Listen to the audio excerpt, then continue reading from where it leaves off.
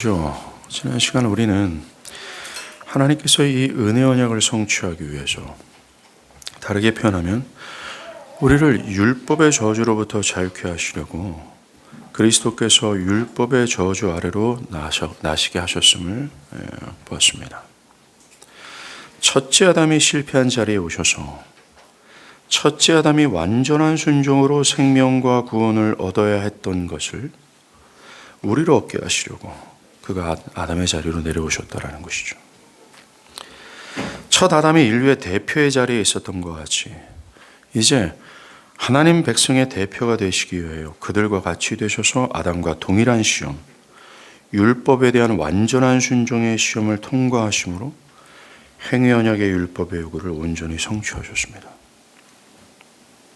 그리고 하나님은 그에게 태초 전에 택하신 백성들의 모든 죄를 전가하시고 그를 죄인으로 만드셨습니다. 백성들의 죄를 처음부터 끝까지 모두 하나도 남김없이 전부 전가받으셔서 죄인이신 예수는 백성들이 받아야 될 그 모든 형벌과 심판을 하나도 남김없이 받아내셨습니다. 이것은 행위 언약의 요구를 순종하지 않은 죄인들이 짊어져야 할 정령 죽으리라는 그 결과를 죄인이 되셔서 받으신 것입니다. 하나님을 반역한 죄인들이 받아야 될 율법의 정죄를 모두 다 받으신 것입니다.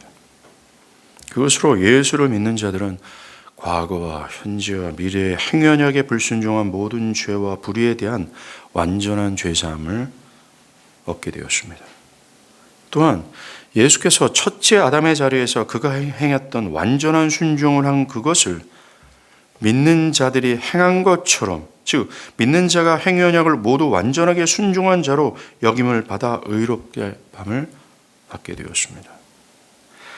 이것은 아담이 처음 하나님의 형상으로 지음받을 때의 그의 체질과 본성과 성향과 의지에 하나님께서 심으신 의로움이 아니에요. 이것은 첫 아담이 행위 언약이 이를 행하면 너희가 살리라는 요구를 완벽하게 이루었다면 도달했을 그 의로움이었습니다. 구원과 생명을 얻을 수 있는 의로움이었다는 거죠. 즉 하나님께서 신자들에게 너 의롭다 하시는 그 의로움은 행위 언약을 인생에 단 한 번만이라도 마음으로나 행위로나 어기지 않고 완전하게 순종을 한 의로움, 바로 그거라는 겁니다. 이 의로움이 믿는 자들이 실제로 완전하게 순종을 해서 얻은 것이 결코 아닙니다. 이것은 예수께서 믿는 자를 대신해서 완전하게 순종하신 그것을 믿음으로 받은 의로움이에요. 믿는 자들이 믿음으로 받은 그 의는 그리스도의 완전 무견한 그리스도의 의입니다.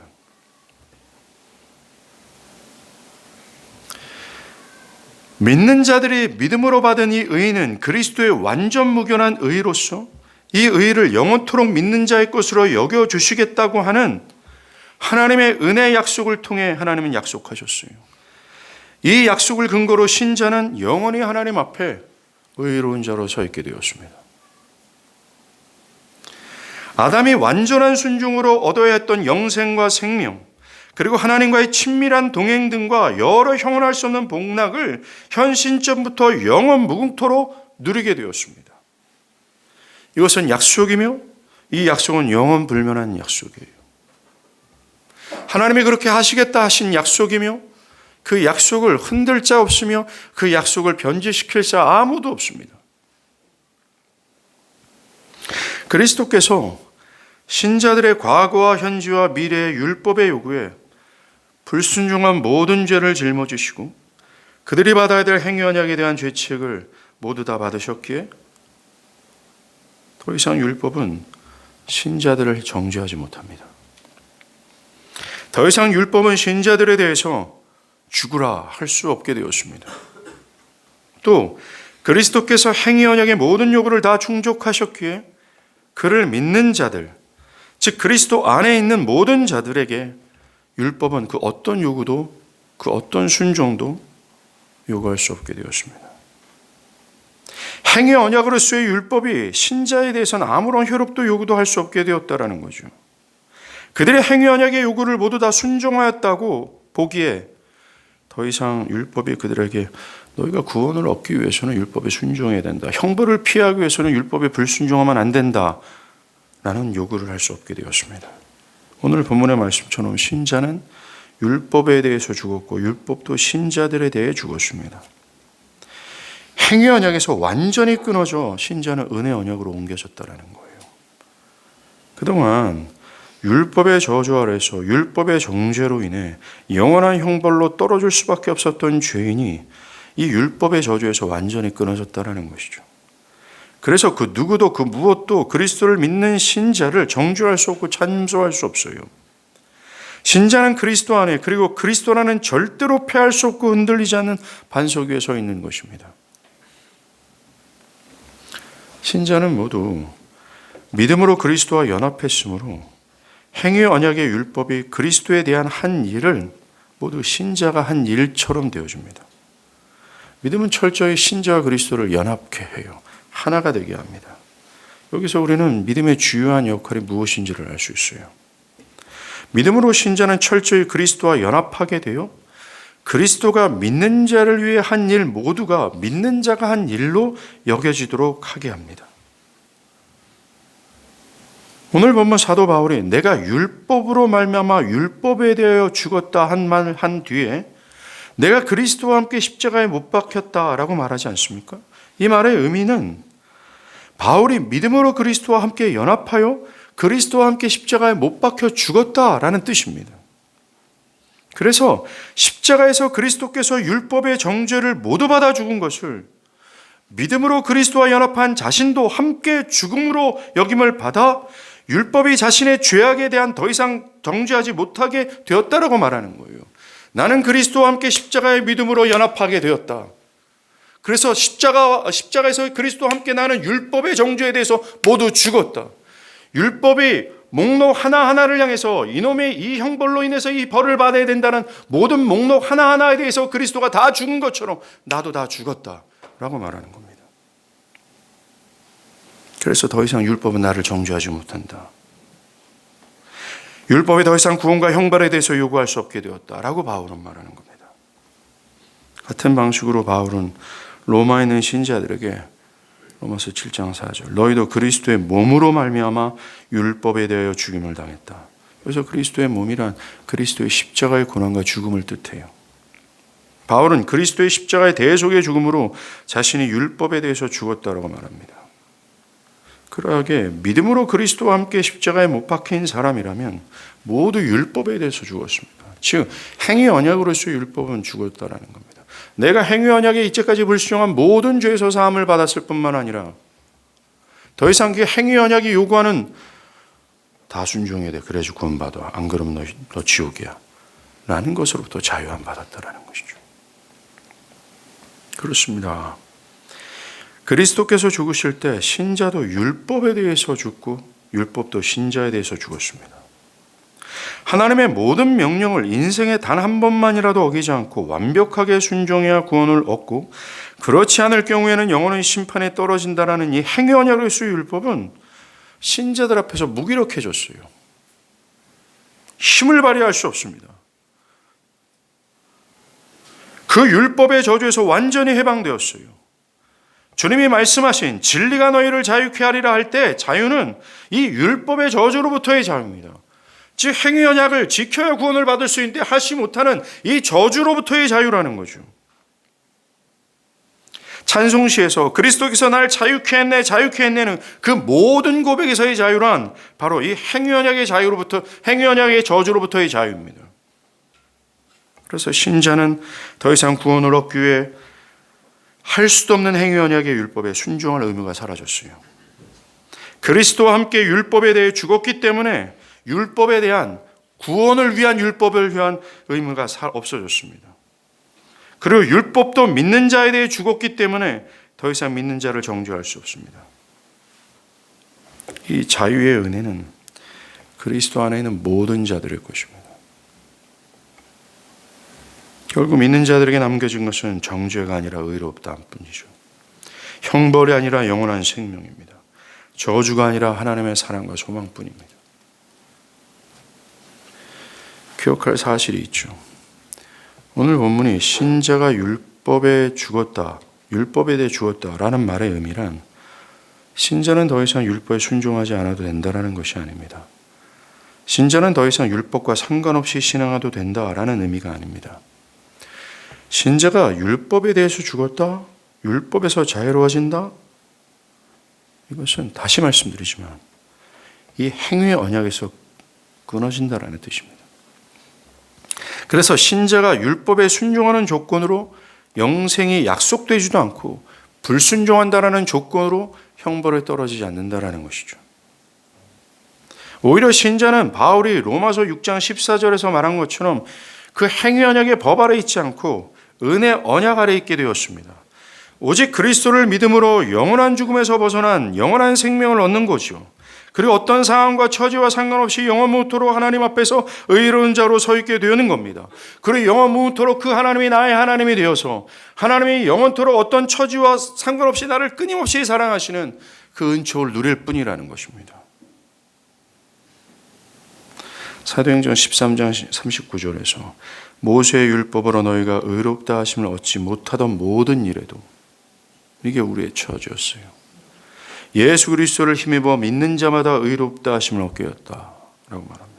또 주님이 요한복음 3장 16절에서 하나님이 세상을 이처럼 사랑하사 독생자를 주셨으니 이는 그를 믿는 자마다 멸망치 않고 영생을 얻게 하려 하심이다라고 선언하셨어요. 믿는 자는 멸망치 않는다, 영생을 얻었다라고 말합니다. 그러하기에 그리스도를 믿어 이미 영원한 사망에서 벗어나 영생을 얻은 사람들에게 어떻게 율법이 순종을 요구할 수 있으며 형벌을 위협할 수 있겠냐라는 거예요. 죄인들을 짓누르기는 죄책과 죄의 능력은 그 자체가 영원성을 가지고 있어요. 죽은 자를 살리시며 없는 것을 있는 것으로 부르시는 전능하신 하나님만 이것을 끝낼 수 있다라는 겁니다. 죄와 죄책을. 그런데 이것을 그리스도가 끝내셨다라고 말합니다. 우리는 믿음으로 그분과 연합하여 끝을 내는 거예요. 그리스도께서 끝내신 그것을 믿음으로 우리는 그것을 획득하는 겁니다. 그리스도께서 끝내신 그것을 그리스도와 믿음으로 연합하여 함께 끝내는 거죠. 사랑하는 여러분들, 만약 여러분들이 그리스도를 믿어 언약 안에 있는 자라면 율법은 절대로 여러분들을 정죄할 수 없고 마귀는 여러분을 참소할 수 없으며 하나님은 여러분들 보시기에 모든 율법을 충족하는 완전 무결의 의로운 자로 여기실 뿐만 아니라 여러분들을 사랑해서 기쁨을 이기지 못할 정도로 여러분들을 즐거워한 분으로서 여러분들을 바라본다는 사실을 믿으시길 바랍니다. 이것이 여러분들의 행위의 근거가 된 것이 아니라 그리스도의 공로로 근거하여 하나님이 그렇게 약속하셨기 때문에 그래요. 그 약속은 절대로 변하지 않고 불멸치 않습니다.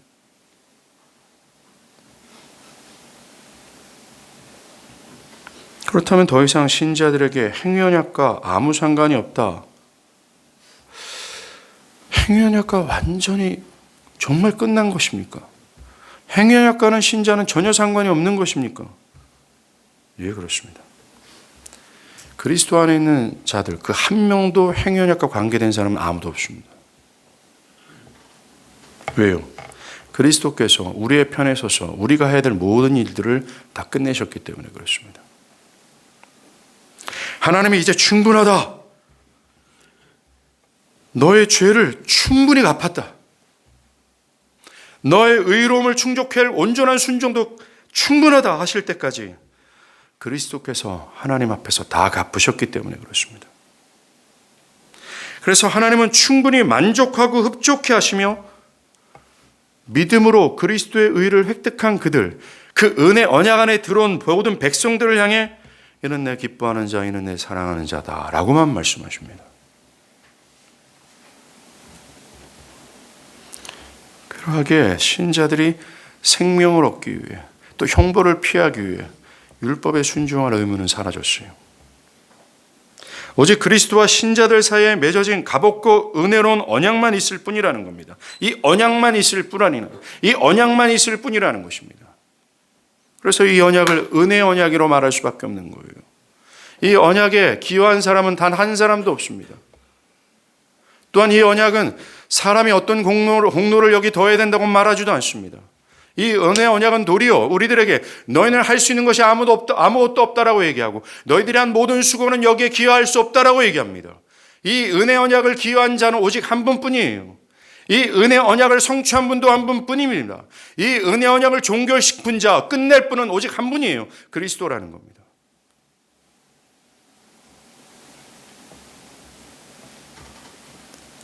모든 것이 그리스도께서 하셨어요.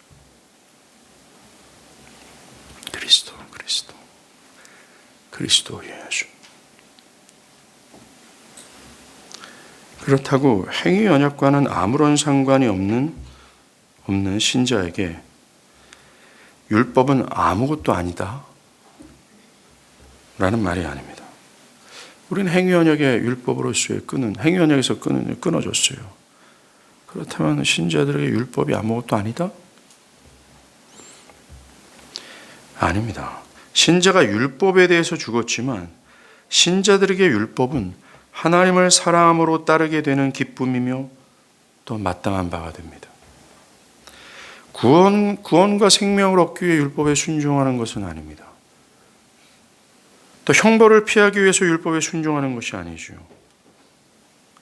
신자들의 율법에 순종하는 그 일은 그리스도께서 나 같은 자를 위해서 죽으시고 그 은혜 언약을 성취하신 그 은혜에 대한 감사로서의 반응이에요. 우리는 로마서의 구조를 통해서도 알 수 있습니다. 로마서는 1장부터 11장까지 이 행위 언약을 불순종함으로 범죄 아래 있었던 그들을 위해 하나님과 그리스도께서 그들을 은혜 가운데 구원하셨다라는 진술을 1장부터 11장까지 합니다. 그리고 나서 12장부터 그러므로 라고 하면서 우리에게 순종을 요구하기 시작해요. 성경에서 우리 신자들에게 순종을 요구하는 것은 억지가 아니고 강압이 결코 아닙니다. 너희들의 구원을 얻기 위해서 율법에 순종해야 된다라고 말하지도 않고 율법에 불순종할 시에는 너희들이 형벌을 받을 것이다라고 절대로 위협하지 않습니다. 성경의 신자들에게 율법의 순종을 요구하시는 이유는 1장부터 11장까지 말할 수 없는 은혜로 자격 없는 자들을 거저 구원하신 하나님의 구원의 은혜에 대한 감사의 반응으로서 순종하라고 요구하는 것뿐이라는 겁니다. 그럴 수밖에 없다라는 것이죠. 그렇게 하고 싶을 수밖에 없다라는 거죠. 우리는 선행을 해야 되고 그리스도가 보이신 모범을 따라야 합니다. 그러니 이것으로 영생을 얻는 것은 아닙니다. 내가 선행을 해야 하고 인내로 고난을 감수하며 필요하다면 그리스도를 위해 피 흘려야 한다는 사실도 기꺼이 인정합니다. 하지만 우리가 의롭다함을 얻기 위해서 이렇게 하는 것이 아닙니다. 형벌을 피하기 위해서 이렇게 하는 것도 아닙니다. 이것은 철저히 우리는 이것을 특권으로 누리며 기쁨과 자원함 속에서 깊은 감사로서 하고 싶어 견딜 수 없어 하는 것이 바로 신자들에게 율법이라는 거예요. 우리 다시 한번 이 율법이 무엇인가 라고 질문할 때 우리는 두 가지로 답할 수 있어야 됩니다. 하나는 불신자들에게 있어서의 율법과 신자들에게 있어서의 율법이라는 거죠. 불신자들은 여전히 행위 언약의 율법의 구속력 아래 있는 자들이에요. 즉 행위 언약을 충족해야 구원을 받을 수 있는 그 행위 언약의 구속력을 아래 여전히 있는 자라는 겁니다. 그들은 이 행위 언약의 율법의 저주에서 자유케 되지 않았어요. 그들은 일평생 단 한 번만이라도 어기지 않고 하나님께서 요구하시는 모든 율법을 완벽하게 순종해야 구원을 얻을 수 있습니다. 만약에 한 가지라도 어긴다면 그들은 지옥의 형벌로 떨어질 수밖에 없어요. 그러나 문제는 허물과제로 죽은 그들, 즉 하나님의 형상을 잃어버린 그들은 이 행위 언약의 율법을 온전히 순종하지도 않을 뿐만 아니라 하고 싶어하는 마음 자체도 없습니다. 그들은 완전히 죽었어요. 그것으로 인해 순종해야 살 수 있지만 할 수 없는 율법의 저주 아래 놓이게 되었습니다. 그래서 이 불신자들에게 율법은 그들을 생명으로 인도하는 것이 아니라 그들을 어떻습니까? 영원한 형벌과 저주 가운데 끌어내리는 역할을 할 수밖에 없다라는 것이죠. 그 다음 신자들에게 율법이 무엇입니까? 신자들에게 율법은 그리스도로부터 주어진 그리스도의 법이 되어버립니다. 행위 언약이 그리스도를 통과하여 그리스도인들에게 주어질 때, 다시 행위 언약인 율법이 그리스도의 죽음과 부활을 통과하여 신자들에게 주어질 때, 그것은 행위 언약으로서 주어지는 것이 아니라 그리스도의 법으로서 주어지게 되는 거예요.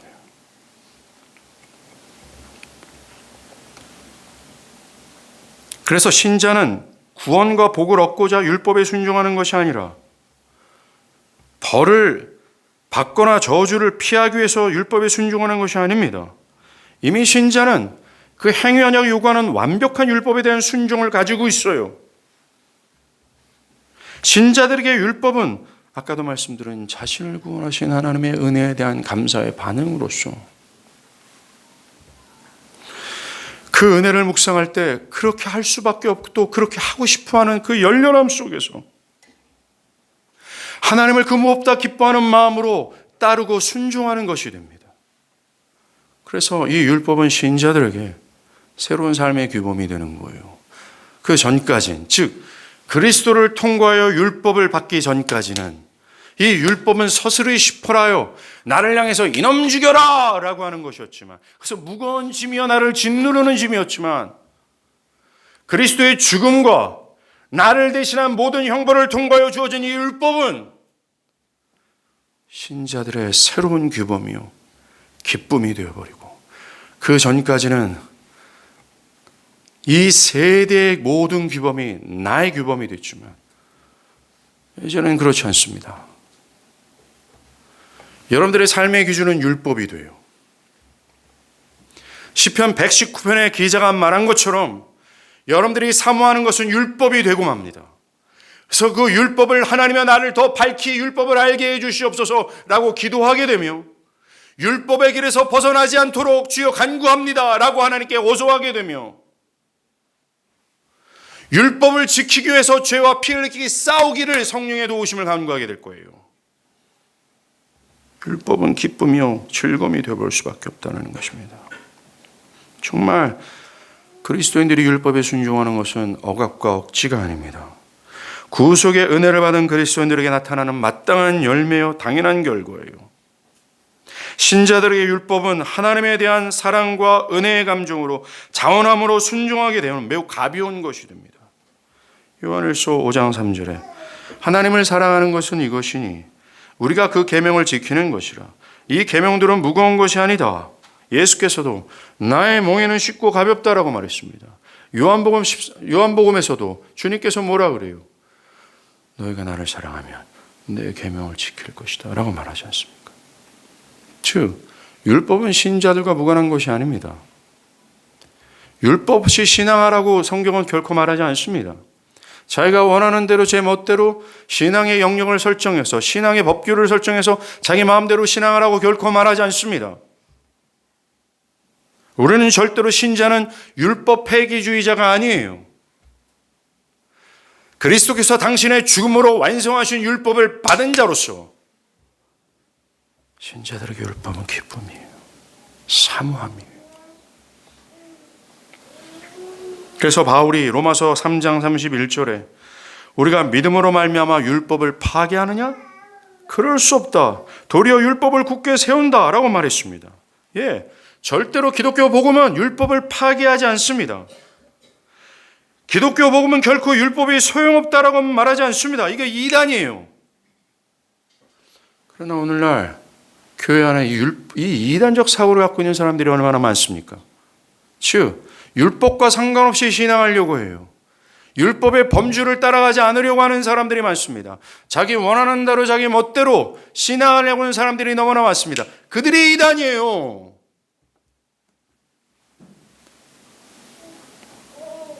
아닙니다.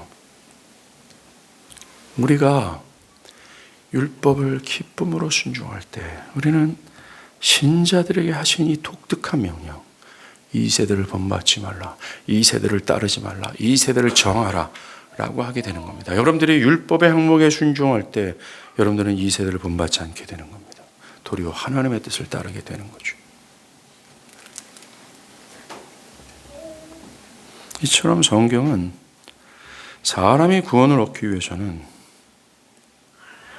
행위 언약의 율법의 순종함을 통해서는 안 된다라고 말합니다. 오늘 본문처럼 너희들이 선하게 살아봐라. 매우 도덕적으로 살아봐라. 신앙을 연락에 한번 해봐라. 절대로 너희들은 의롭다함을 얻지 못할 거다라고 말합니다. 대신 성경은 말합니다. 신구약 성경 전체는 꽉 성경을 짜면 한 방울이 뚝 떨어지는데 그 한 방울이 물이 뭐라고 말합니까? 행위가 아니다. 오직 그리스도를 믿음으로만 의롭다함을 얻을 수 있다라고 말해요. 이게 은혜 언약 아닙니까? 믿음으로 그리스도와 연합한 자들에게 그리스도가 하신 그 일이 그들의 것이 되어버려요. 믿음은 통로요. 믿음은 거룩한 교환, 엄청난 교환이 이루어지게 합니다. 우리가 그리스도를 믿을 때에 우리의 모든 죄와 죄책은 그리스도께로, 또 그리스도께 행하신 죄사함의 공로와 그분이 율법에 온전히 순종한 완전 무결한 의가 나한테 오는 거예요. 그래서 성경은 믿는 것을 유일한 구원의 조건으로만 말합니다. 그러하기에 더 이상 신자가 이루어야 할 일은 아무것도 없고 일할 것도 전혀 없고 하나님께 드릴 것도 없고 오직 보화이신 예수를 받아들이고 믿음으로 하나님 예수 그리스도를 마음으로 붙잡는 것밖에는 없어요. 여러분들이 구원을 얻기 위해 하나님께 의롭다함을 얻기 위해 또 창세기 3장 15절부터 선언한 이 은혜 언약 유일한 살 길이요. 자격 없는 죄인이 믿음 하나만 가지고 영원한 생명과 하나님 그 크고 오묘하신 하나님을 나의 하나님, 나의 아버지, 내가 그분의 자녀로서 그분의 백성으로서 온갖 복락과 영원한 복락을 누리게 되는 이 한 가지, 이 은혜 언약 아래 들어갈 수 있는 유일한 길은 하나입니다. 믿음이라고 말해요. 믿음 하나로 말입니까? 사실 여러분들이 잘 아는 것처럼 타락한 본성안에는 율법주의가 자리 잡고 있기 때문에 모든 종교성과 모든 세상의 개념 안에는 율법주의가 자리 잡고 있어요. 그 율법주의로 완전히 기울어지고 중심을 차지하고 있는 사람들이 그래서 복음을 어려워하는 겁니다.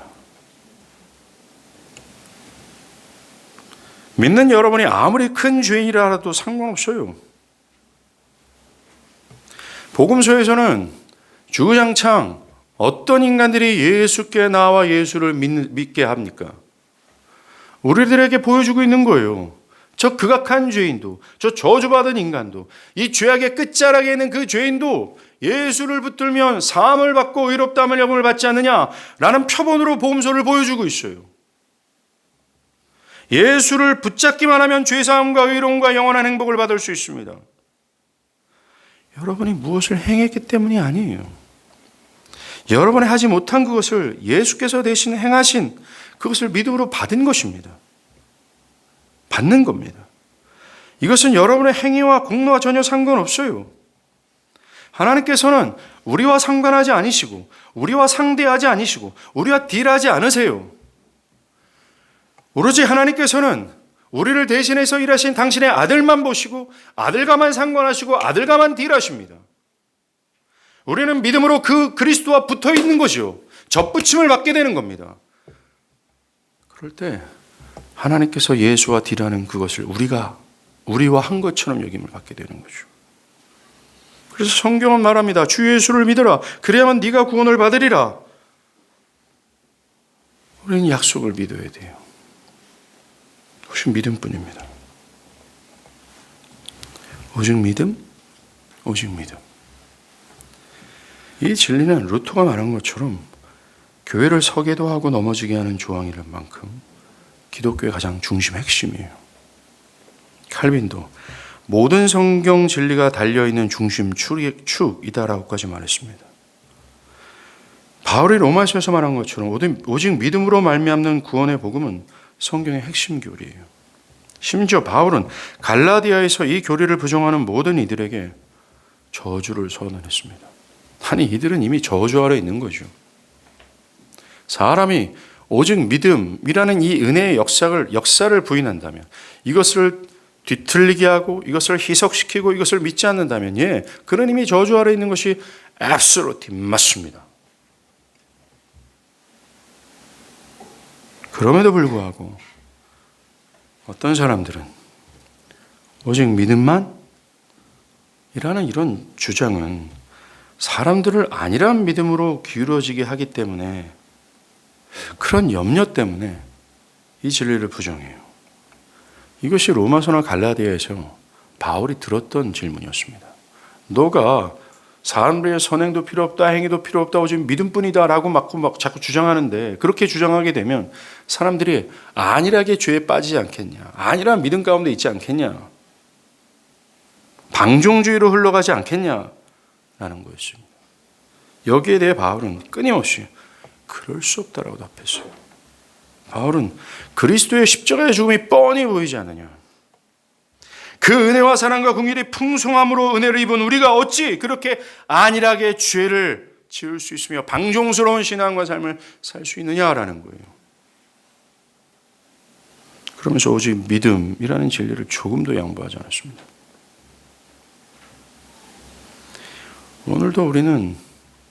오늘날에도 우리는 이 질문에 도전을 항상 받습니다.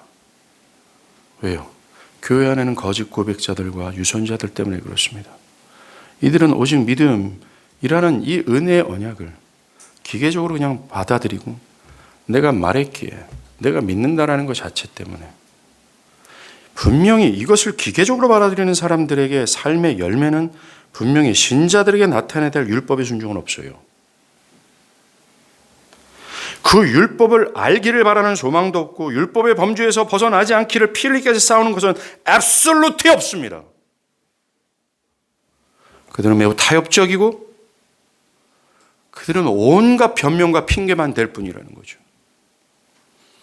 그런 위선자들과 자기를 기만하는 자들로 인해 오직 믿음이라는 이 진리가 퇴색되어지는 거예요. 하나님의 은혜는 점점 희석되어지고 가벼워질 수밖에 없다는 겁니다. 그 인간들을 보면서 기독교의 복음은 저 정도구나, 기독교의 은혜라는 게 저 정도구나, 저렇게 방종스러운 삶으로 내 마음대로 하는 삶으로 인도하는 거구나 라고 우리는 이 그리스도께서 자신을 죽이면서까지 성취하신 이 은혜 언약을 이렇게 오용되게 선포하게 돼요. 여러분은 어떻습니까?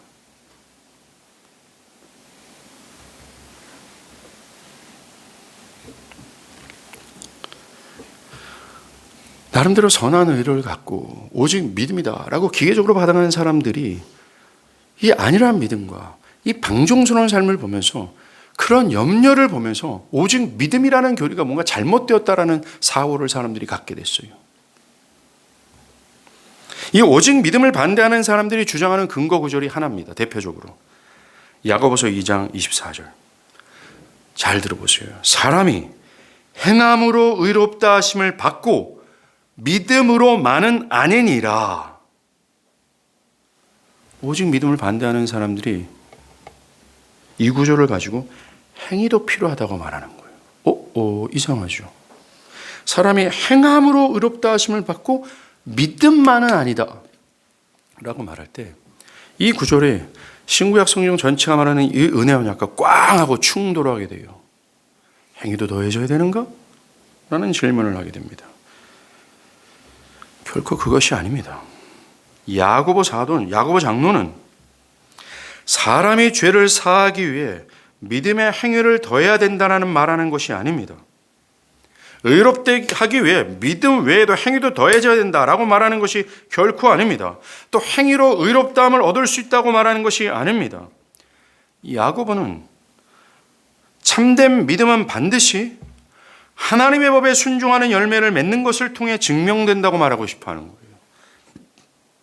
야고보는 오직 믿음 이것을 기계적으로 받아들여서 믿음의 열매가 없음에도 불구하고 나는 믿습니다 라고 말하는 이 위선자들을 향해, 그런 거짓 고백자들을 향해 너가 믿는다고 말해놓고 열매가 없느냐? 그 열매 없음이 네 믿음이 거짓된 믿음이라고 말하고 있다. 스스로를 점검하고 시험해서 그 위선에서 회개하고 돌이켜 참되게 믿으라 권면하기 위해서 이렇게 말한 거예요. 너에게 행함이 없는데 어찌 참되게 믿는다고 말할 수 있으냐? 그러니 너의 행함으로 너의 믿음을 증명하라는 거예요. 이 구절은 사실 지금까지 우리를 율법에서 그리스도의 죽음으로 자유케 하신 그 은혜 언약, 이 은혜 언약에 머물러 있는 우리들에게 율법은 율법의 그 저주에서 우리는 자유케 되었다. 하지만 신자들이 율법과 더 이상 전혀 상관없이 신앙하고 살아도 된다라는 말이 아니다라는 말을 하는 거예요. 지금 야고보 장로가. 우리는 오직 믿음으로만 구원을 받습니다. 그런데 여러분, 이 믿음은 가만히 있지 않아요. 이 믿음은 마치 생명의 씨와 같습니다. 그 씨가 척박한 땅에 심겨진다 할지라도 이 씨, 이 믿음이라는 씨는 생명이 너무나 왕성해서 척박하고 쩍쩍 갈라져 있고 물 한 방울 없다 할지라도 이 믿음의 씨라는 생명은 너무나 왕성해서 그 땅을 뚫고 싹을 냅니다. 줄기를 뻗고 열매를 맺게 해요. 믿음은 언제나 행함이라는 열매를 맺습니다. 이것을 하이델베르그 교리문답이 말해요. 교리문답은 오직 믿음의 교리가 사람을 안일하게 하며 사악하게 만들지 않겠냐라는 질문에 대해서 이렇게 말합니다. 절대로 그렇지 않습니다. 참된 믿음으로 그리스도께 접붙여진 사람은 감사의 열매로 맺지 않을 수 없기 때문입니다. 라고 말해요. 역사적 진리는 선행을 구원의 근거로 삼는다고 하지 않습니다. 의롭다는 믿음의 열매로 봤다라는 거죠. 선행이 구원의 조건은 아니지만 선행은 믿음의 열매다라는 것입니다. 주님도 그 열매를 보고 나무를 알지니 라고 말씀하셨어요. 혹시나 여러분들이 율법주의 범주에서 신앙하고 있지는 않습니까?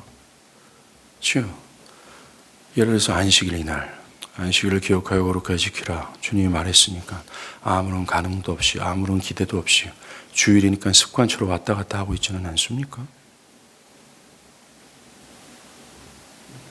예배를 드릴 때도 예배의 대상 되신 그 하나님을 옳게 보고 그 하나님을 경외하는 마음으로 두렵고 떨림으로 그 하나님을 온전히 예배하고자 하는 마음으로 예배합니까? 아니면 여러분들의 예배가 형식이고 의무며 참석했다는 그 자체로 의미를 두고서 그저 주일날 왔다 갔다 하고 있습니까? 여러분들의 그 율법주의적인 껍데기와 같은 의무와 같은 이 모든 것들은 그리스도 안에서 얻어진 그 엄청난 구속의 은혜의 감사로서의 반응이 아니기에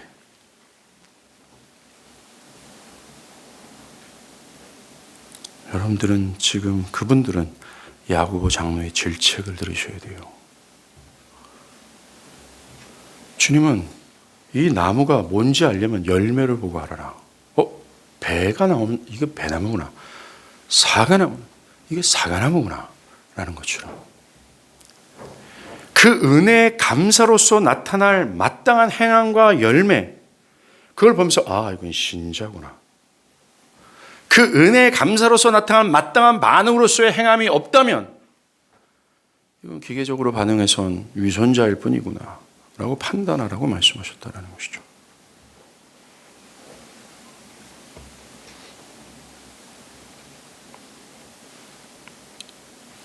웨스트민스터 신앙 고백은 이렇게 말합니다. 하나님께서 죄인들에게 구원받기 위한 수단으로 그리스도께 대한 믿음을 요구하시며 그리스도 예수로 말미암는 생명과 구원을 값없이 제한하신다 라고 말합니다. 믿음뿐이고 그 믿으라는 이 초청이 제한 없이 선포되어야 된다고 말합니다. 그래서 기독교 복음은 오직 믿고 회개하라고만 초청합니다. 이 믿고 회개하라는 초청은 모든 사람을 차별 없이 초대합니다.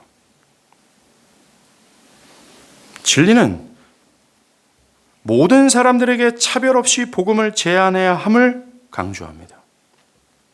그러나 율법주의자들은 아니요, 죄를 깨닫고 통회한 사람만이 그리스도께 나아갈 자격을 가질 수 있습니다. 라고 말합니다. 다시 말해서 그리스도께 나아갈 자격은, 다시 말해 믿을 수 있는 자격은 그들의 내면의 자질을 찾아야 됩니다. 어떤 조건을 갖춰야 된다고 말합니다. 아니에요. 이것에 대해서 보스턴 목사는 이렇게 말합니다. 그리스도께서는 모든 사람, 심지어 가장 끔찍한 죄인에게까지도 차별 없이 이 신령한 자체에 초대하십니다. 오호라 너희 목마른 자들아 물러나오라. 돈 없는 자도 오라. 너희는 와서 사 먹되 돈 없이 값없이 와서 포도주와 젖을 사라. 너희가 어찌하여 양식 아닌 것을 위하여 은을 달아주며 배부르게 하지 못할 것을 위하여 수고하느냐. 이것이 바로 어떤 조건도 가로막지 못하는 복음의 초대이다. 이 복음의 초대는 그리스도를 기꺼이 영접하려는 모든 사람들을 아우른다. 이들의 처지가 어떠하거나 어떠했는지는 상관없다. 그런데 율법주의자들은 이 복음에 넓고도 풍성한 은혜를 부인해요. 율법주의자들은 복음이 오로지 택함받은 사람, 적어도 자신이 잃어버린 죄인임을 알고 택함받은 증거를 보여준 사람에게만 전파되어야 된다고 생각합니다. 어느 정도 죄를 자각하고 어느 정도 신앙적 열심과 진실함이 있는 사람들만 믿을 수 있고 또 이 초대에 응할 수 있다고 생각합니다. 자신뿐만 아니라 주변의 사람들도 저한 사람의 눈에도 어느 정도 신앙하는 모습과 태도를 보여야 이 복음에 초청받을 수 있다라는 생각을 한다는 거죠. 저는 이 자리에 그런 분들이 있다라고 저는 생각합니다.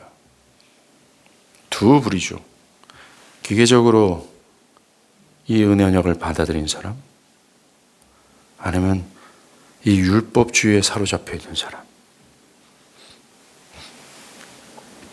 이건 굉장히 위험한 생각입니다. 믿고 회개하라는 복음의 부르심과 제안을, 그런 조건을 걸고 제안하는 것은 죄인이 그리스도께 나아갈 자격을 그리스도의 약속에 두는 것이 아니라 그 사람 내면의 근거를 하도록 부추기는 거예요. 또 그리스도께서 죽기까지 죄인들이 하지 못하는 그 일을 다 행하신 그 일을 부정하는 것이고, 그리스도의 공로가 우리의 죄를 사하고 하나님께 이르게 하는 의가 부족하다고 하는 말이 되는 겁니다. 그리스도가 죽으셨어. 근데 좀 부족하니까 너희가 뭔가 보태야 돼. 라는 것으로 그리스도의 죽음을 경멸하게 되는 것이죠. 복음의 부르심과 제안을 받아들일 수 있는 조건은 하나입니다. 죄인이라는 거예요. 복음의 초청을 받아들일 수 있는 권리는 하나입니다. 그 사람의 자질이나 내면의 어떤 조건이나 신앙의 상태가 아니라 그 사람이 갖고 있는 어떤 확신이 아닙니다. 죄인이라는 거죠. 죄인이라면 그 조건은 충분합니다.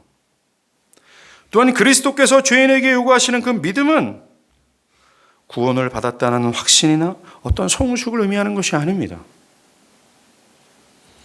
단지 그 믿음은 구원을 받기 위해 그리스도께 자신을 의탁하는 것을 뜻해요. 믿음에 대해서 다음 시간에 또 배울 건데, 여러분들 믿음이 처음 발휘될 때는요,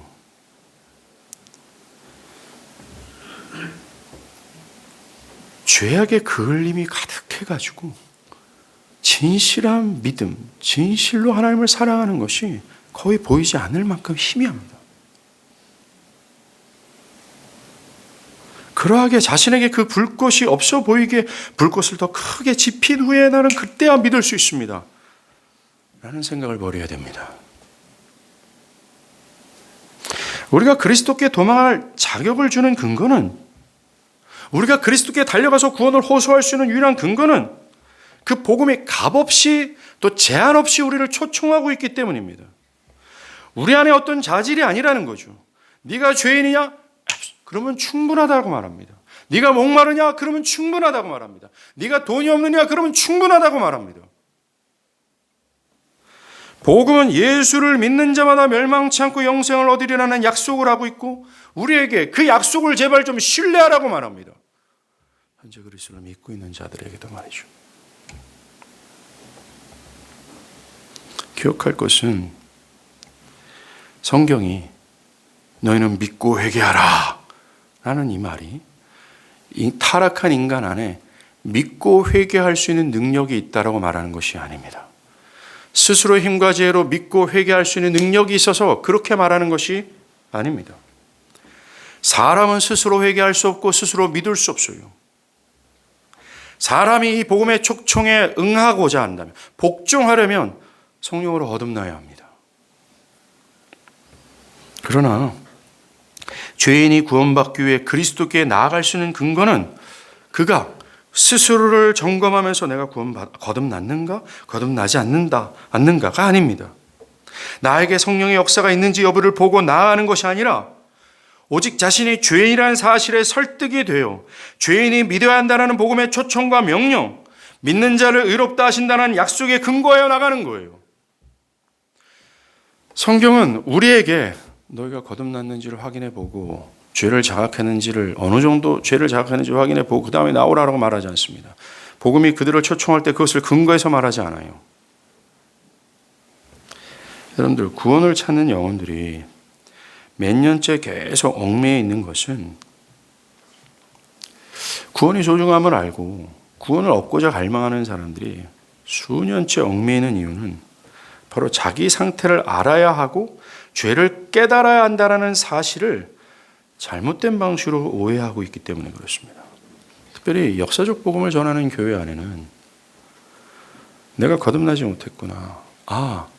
내가 성령께서 거듭나게 하시라는 개념을 알지도 못하고 내가 거듭났다고 말했구나. 그래서 난 거듭나지 못했구나.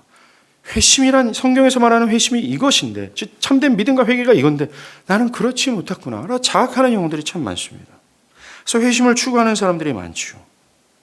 근데 그 안에는 구원에 이르고자 하고 또 구원을 받고 싶은데 그렇지 못해서 근심에 사로잡힌 사람들이 많습니다. 이 영혼들은 양심이 부드럽고 진실하여서 믿음으로 의롭다 함을 얻는다. 이걸 왜 모릅니까? 다 압니다. 아마 여러분들 여러분보다 훨씬 더 잘할 거예요. 믿는 자는 율법의 행위 언약의 율법으로서 끊어졌다. 자유케 되었다. 예수를 믿는 자들은 영원 무토록 얻는다는 이 은혜 언약의 내용을 그 누구보다 잘 알고 있습니다. 그러나 그들의 양심이 부드러워지고 겸손하여지고 자신의 현실을 너무나도 잘 알고 있기 때문에 그 양심이 그들을 정죄함으로 선뜻 믿지 못하는 거죠. 결국 사실 이들이 참 구원의 기쁨을 얻기는 합니다.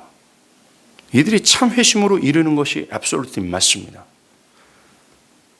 왜냐하면 지난 시간에도 말씀드린 것처럼 은혜 언약이 나에게 오기 위해서 하나님의 성령은 우리를 행위 언약을 통과하게 합니다. 행위 언약을 통과하게 하셔서 내가 이 행위 언약을 지키지 못하고 순종하지 못하고 있는 죄인이구나.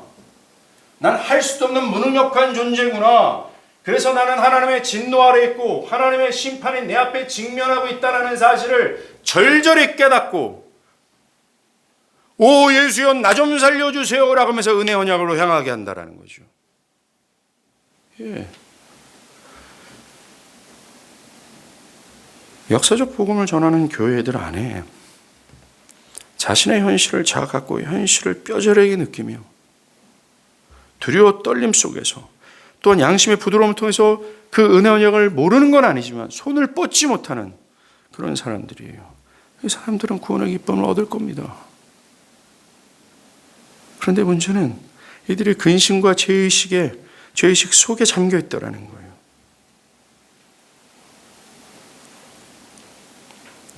죄인이 구원을 위해 그리스도께 나아가려면 먼저 자기 상태를 알아야 하고 죄를 깨달아야 된다.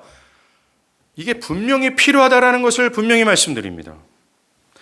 회개하고 믿으라는 초청을 기계적으로 받아들이는 것이 아니에요. 행위 언약을 통과하면서 자신의 현실을 빠삭하게 깨달은 자들이 이 행위로는 절대 할 수 없다는 사실을 기계적으로 사변적인 것이 아니라 전인격적으로 깨달아서 나는 이 길이 살 수 없구나. 저 예수가 나의 유일한 살 길이구나. 라고 해서 눈먼 바디메오처럼 나 좀 살려주세요. 나 좀 구원해 주세요. 당신이 나를 버리면 나는 어쩔 수가 없습니다. 나를 불쌍히 여겨주세요. 자기를 전폭적으로 부정하고 가장 가련함과 겸손한 모습으로 그리스도를 붙잡게 돼요. 이게 꼭 필요합니다. 예. 우리는 믿고 회개하라는 복음이 제한이 없다라는 것을 알아야 하지만 또한 사람이 그 부르심에 응답할 능력이 없고 응답하고 싶지 않는다는 사실도 알아야 합니다. 성령께서 그 사람이 주는 형벌 앞에 있으며 성령께서 돕지 아니하시면 절대로 예수께 도망가지 못한다는 사실 또한 알아야 합니다. 그래서 우리는 애통과 두려움과 함께 성령의 도우심을 간구해야 돼요. 성령께 의존해야 되며 성령의 능력을 간구해야 되며 성령을 의지해야 됩니다. 절대로 성령으로 거듭나지 못한 사람들은 참되게 회개하고 믿을 수 없어요. 성령께서 자신이 행위 언약에 온전히 순종하지 못하는 죄인이며 앞으로도 하나님께 순종하지 못한다는 사실을 깨닫게 해주셔야 됩니다. 그래서 자신의 죄를 깨닫고 주여 구원해 주세요. 그렇지 않으면 저는 멸망을 당합니다. 라고 하면서 그리스도를 전심으로 향해야 돼요. 정말 사람이 자신으로서는 도저히 할 수 없다라는 사실을 깨닫는 그 순간이 그리스도 앞에 있는 순간이에요. 그렇습니다. 우리는 사람이 믿어야 될 의무와 스스로는 믿을 수도 회개할 수도 없는 죄인임을 깨닫고 이렇게 기도해야 돼요. 주여 나를 이끄소서.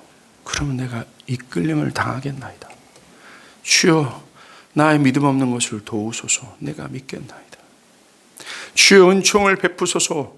그렇다면 내 주님 이 믿으라는 이 명령에 능히 내가 반응할 수 있겠습니다.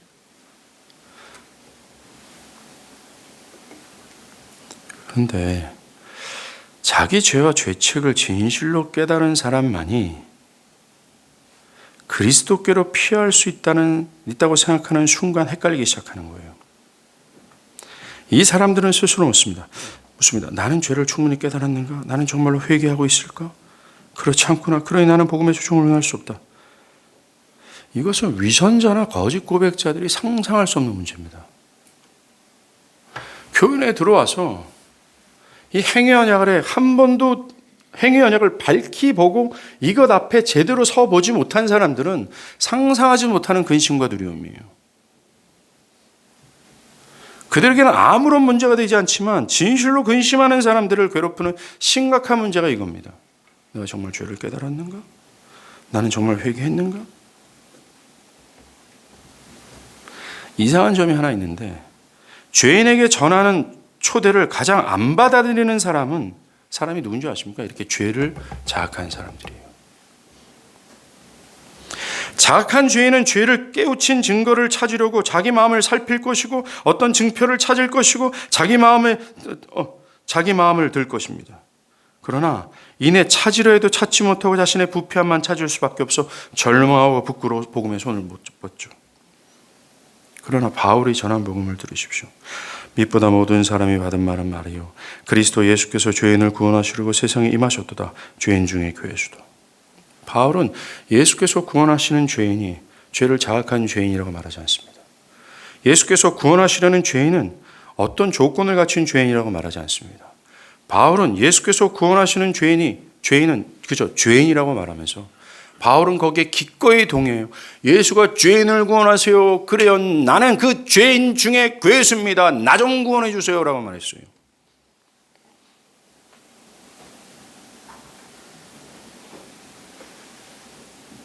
우리가 읽은 구절은 절대로 율법의 행위로는 의롭다함을 얻지 못한다고 말합니다. 행위 언약으로 구원이 가능합니까? 아닙니다. 모세의 율법에 순종함으로 의롭다함을 얻을 수 있습니까? 못합니다. 그 누구도 율법의 행위로 의롭다함을 얻지 못합니다. 그러면 그리스도께로 갈 수 있습니까? 예, 그렇습니다. 예, 그렇습니다. 누구나 어떤 처지에 있든 갈 수 있습니다. 그 값없이 주권적인 자비의 복음으로 갈 수 있어요.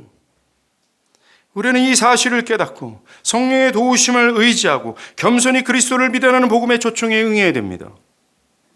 자신의 조건을 보면서 자신은 아직 자격이 없어서 이 은혜 언약의 약속을 붙들 수 없다고 하는 어리석은 생각을 하는 분들이 있다면 그 어리석음을 버리십시오. 그리고 약속을 붙드십시오. 믿고 은혜 언약의 복락을 누리십시오. 그리고 약속을 믿고 붙들고 있는 분들은 말씀드립니다. 더 이상 율법의 정죄를 받지 말기를 바랍니다.